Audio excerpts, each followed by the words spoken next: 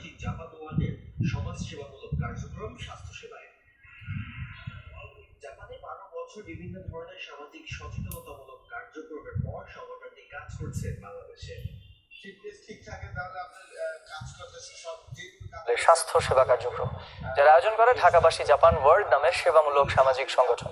জাপানে দীর্ঘ সময় সামাজিক সচেতনতামূলক কার্যক্রমের পর 2 বছর ধরে সংগঠনটি কাজ করছে বাংলাদেশে। মূলত জাপান প্রবাসী বাঙালিদের উদ্যোগেই এমন আয়োজন।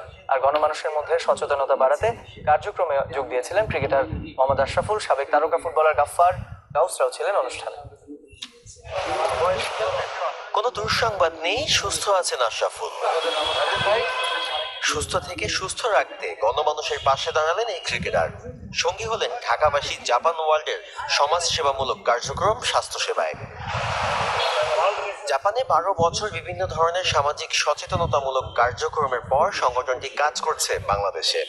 ফিটনেস ঠিক থাকে তাহলে আপনার কাজ করতে সব যে কোনো কাজ করতে আপনার ভালো লাগবে, মাইন্ড ফ্রেশ থাকবে। আর আপনি যদি জানেন যে আপনার কোনো সমস্যা না থাকে তখন আরো ভালো লাগবে।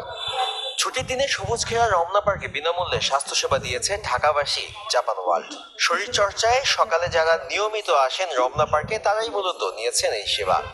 আমি এখনো কখনো হই নাই, অ্যাটেন্ড করি নাই, এটাই আমার কাছে নতুন মনে হচ্ছে। এই উদ্যোগটা এতটাই মহৎ এবং উন্নত মনে করি যে আমরা জানতেও পারি যে আমি প্রকৃতপক্ষে কেমন আছি। ছোট আয়োজন পরিণত হলো অ্যাথলেটদের মিলন মেলায়।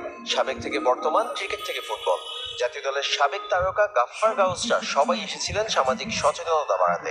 এক শিরোনামে স্বাস্থ্যই যে সকল সুখের মূল।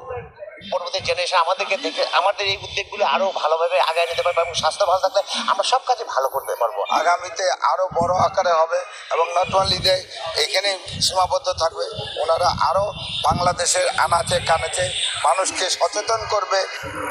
1978 সালে ঢাকার মাঠে আগুন ছড়ানো পেসার যৌগেশও অংশ নিয়েছেন আয়োজনে।